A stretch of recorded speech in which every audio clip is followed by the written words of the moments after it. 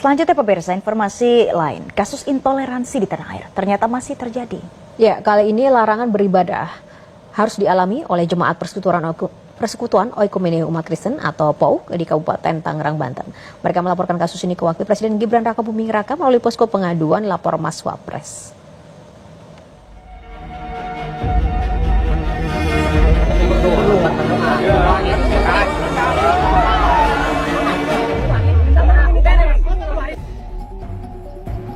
Ratusan umat Kristiani yang beribadah di rumah ibadah Yayasan Persekutuan Oikumene Umat Kristen atau POUK terus memperjuangkan haknya untuk beribadah yang hingga saat ini masih terkendala. Posko pengaduan lapor Mas Wapres menjadi harapan baru mereka untuk memperoleh haknya. Pada 13 November lalu, mereka akhirnya datang ke Istana Negara untuk mengadukan kendalanya dalam beribadah kepada Wakil Presiden Gibran Rakabuming. Pada tanggal 30 April 2024 kami dipersekusi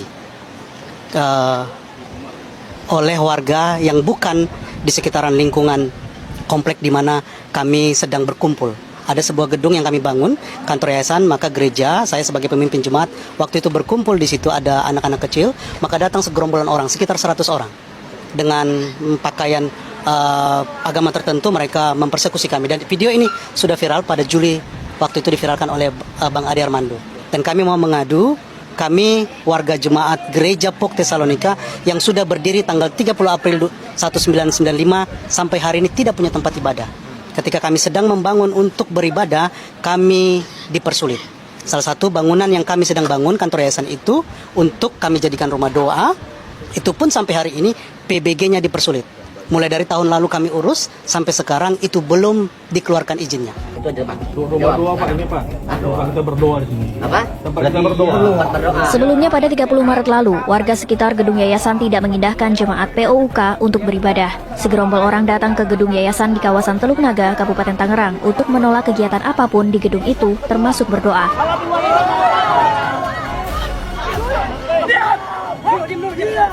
Padahal gedung ini belum sempat dijadikan rumah ibadah karena pengurus yayasan masih melakukan proses administrasi di Forum Kerukunan Umat Beragama atau FKUB di pemerintah Kabupaten Tangerang.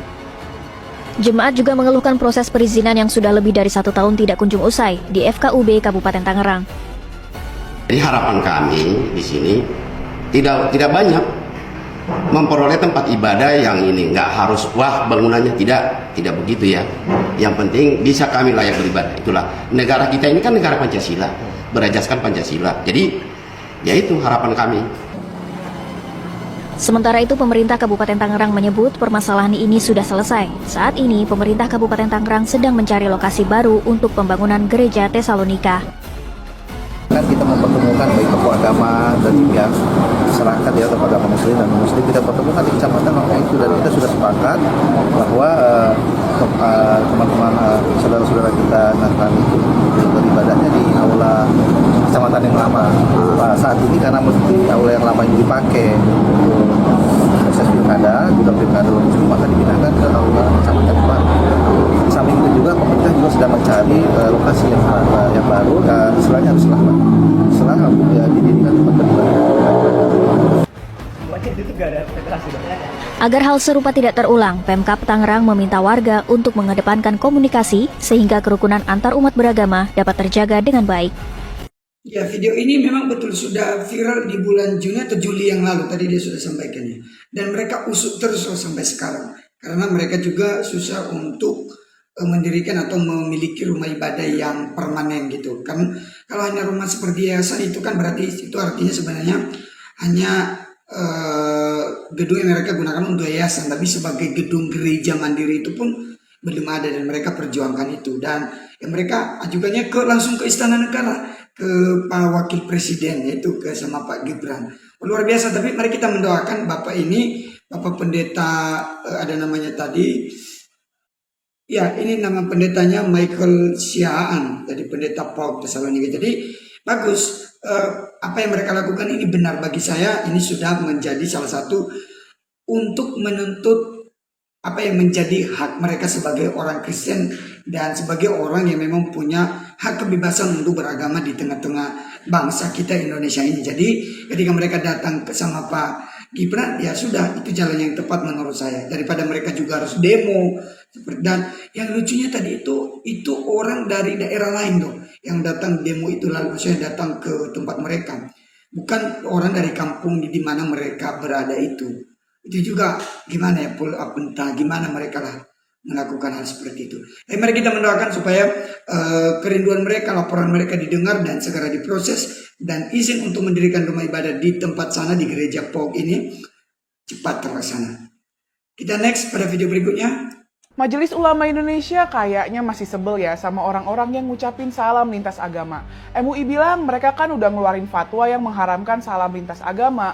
Kok sampai sekarang banyak pejabat yang ngucapin salam itu? Yang bilang ini adalah Ketua MUI Pusat Bidang Dakwah Kiai Haji Muhammad Khalil Nafis. Dia sampaikan hal itu di acara implementasi fatwa MUI dalam berbangsa dan bernegara di Geraha Hartika Bekasi Selasa lalu. Dengan agak sebel, Khalil bilang, fatwa MUI udah bilang salam lintas agama itu haram. Kalau pejabat masih ngucapin, itu tanggung jawab mereka sama Allah. Mestinya Assalamualaikum atau salam Nusantara kayak selamat pagi aja, tegasnya. Duh, MUI. Kenapa mesti ngomel gitu sih? Fatwa MUI itu kan bukan hukum agama, melainkan cuma pendapat para ulama di MUI. Kalau orang nggak mau menjalankannya, itu artinya pada nggak setuju sama fatwa MUI. Di dalam Al-Quran atau hadis juga nggak ada larangan salam lintas agama. Lagian, melarang salam lintas agama itu terkesan eksklusif. Sementara salam lintas agama itu penghormatan yang mencerminkan semangat toleransi di Indonesia yang plural. Negara harus menjaga keseimbangan, bukan malah memperkuat sekat. Yuk jaga keharmonisan di tengah keberagaman Indonesia. Ya, kalau soal ucapan Natal ini memang udah lama mereka keluarkan seperti itu. Tapi udahlah, biar aja mereka mau mereka ucapkan atau enggak juga enggak, kita enggak sakit, iman kita enggak lemah, kita enggak menjadi gimana gitu loh. Dan kalau mereka ucapkan, ya kan puji Tuhan. Kita terus selalu bersyukur aja, mau mereka ucapkan atau enggak, ya itu urusan mereka. Dan tahu juga kok banyak teman-teman dari agama Muslim juga yang tidak seperti mereka. Kita next lagi pada video berikutnya. Baru-baru ini akun @meiharu mengupload video yang memperlihatkan momen mengharukan nih.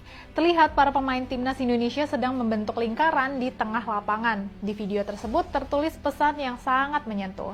Cuma ada di Indonesia, 85% pemainnya Kristiani, tapi 90% yang mendukung dan mendoakan mereka itu adalah Muslim. Bhinneka Tunggal Ika benar-benar ada di sini. Video ini pun mendapat komentar positif dari warganet. Kalau soal harga diri bangsa, kami tidak peduli apapun agamanya. Yang penting kita bersatu memberi dukungan untuk mereka. NKRI harga mati, ujar salah satu netizen. Indonesia semua agama akan membantu doa untuk meraih prestasi setinggi mungkin untuk masuk Piala Dunia. Komen netizen lainnya.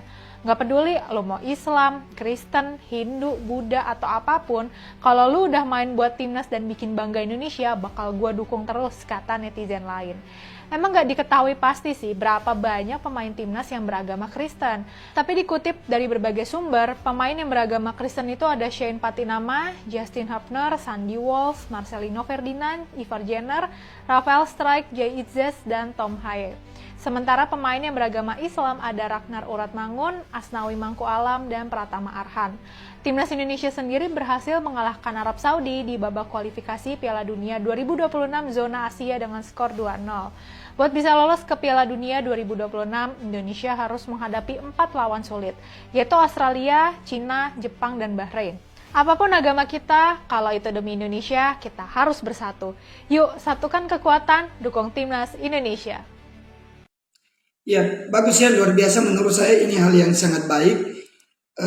Pemain timnas kita ya, atau pemain bola Indonesia kita sekarang ini memang mereka rata-rata mayoritas beragama Kristen. Tapi kalau yang nonton itu seperti kalau datang ke GBK kemarin ya, waktu qualifier untuk Piala Dunia, wah itu bisa dia hanya berapa persen orang Kristen, dan pasti pendukung juga di rumah, dan pasti kalian juga yang beragama Muslim pasti mendukung lah. Karena ini soal negara, bukan soal agama. Oke, kita nonton lagi. Oh, ini dari video yang sama dengan sebelumnya tadi, nanya-nanya soal kenapa murtad. Itu alasan kenapa nggak mau murtad? Kenapa nggak mau mualaf? Karena aku bisa. Itu alasan kenapa nggak mau murtad? Biar dapat warisan. Karena soleha. Jadi pada Allah Subhanahu Wa Taala. Karena gue lahir sebagai orang Islam. Anjay. Nah, satu alasan kenapa nggak mau murtad? Karena muka aku muslimah banget. Karena dari lahir aku diizinkan untuk jadi Islam. Karena nyamannya sama agama sendiri. Oke. Alasan kenapa nggak mau murtad? Udah murtad sih. Qul huwallahu ahad. Katakanlah dia Allah yang Maha Esa.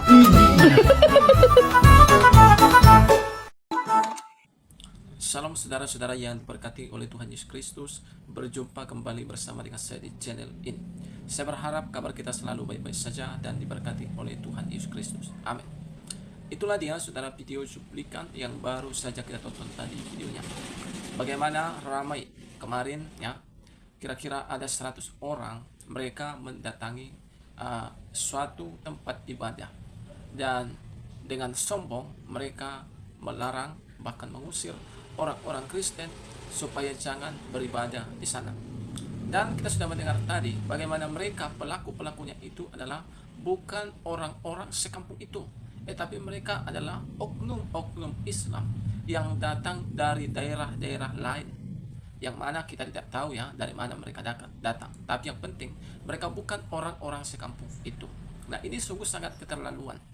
Dengan suatu tujuan, dengan satu visi dan misi, mereka ingin menghancurkan, mereka berlaku intoleran, mereka berlaku radikal kepada orang-orang Kristen yang ada di sana. Puji Tuhan, kita sudah mendengar tadi bahwa laporan itu telah sampai kepada Bapak Gibran. Puji Tuhan. Kita tahu Bapak Gibran ya, ketika beliau menjadi wali kota, sekarang juga ketika beliau menjadi wakil presiden yaitu Prabowo Subianto, kita melihat bagaimana beliau berlaku tegas, berlaku adil. Bahkan baru-baru ini beliau mengatakan dalam pidatonya ketika beliau masuk dalam satu gereja yang ada di NTT dengan mengatakan bahwa ada oknum-oknum, katanya anak-anak sekolah yang pernah melakukan suatu tindakan intoleran yang mana mereka merusak kuburan, yang mana kuburan itu ada lambang salib di sana. Lalu beliau sebagai wakil presiden bertindak dengan tegas dan keras dan seadil-adilnya. Beliau langsung memecat guru-gurunya dan sekolahnya langsung ditutup. Wow, kita berharap ya memang ini tidak boleh main-main dan tidak boleh dianggap sepele ya. Kita percaya Bapak Gibran pun akan memberikan sanksi yang berat kepada 100 orang oknum Islam ini yang telah mengganggu gereja, telah mengusir orang-orang Kristen beribadah di tempat tersebut. Dengan sombongnya mereka mengatakan kami mayoritas, kalian tidak boleh beribadah di tempat ini. Nah, apa yang mereka lakukan itu adalah jahatnya sama seperti teroris. Sebenarnya bukan orang Kristen ini yang harus dilarang dan meninggalkan tempat itu untuk beribadah, tapi mereka lah yang harus meninggalkan Indonesia, karena Indonesia tidak butuh orang-orang seperti mereka. Indonesia butuh ketenangan, Indonesia butuh kedamaian, dan Indonesia butuh cinta kasih sayang. Nah teman-teman, mungkin hanya ini video yang bisa saya bagikan. Kiranya video yang saya bagikan ini memberikan kepada kita pelajaran penting, dan video ini membuka mata kita sehingga kita menyadari bahwa negara kita masih terjajah. Kita berdoa Indonesia bebas dari penjajahan. Kiranya Tuhan memberkati kita. Salam dan sampai jumpa di video selanjutnya.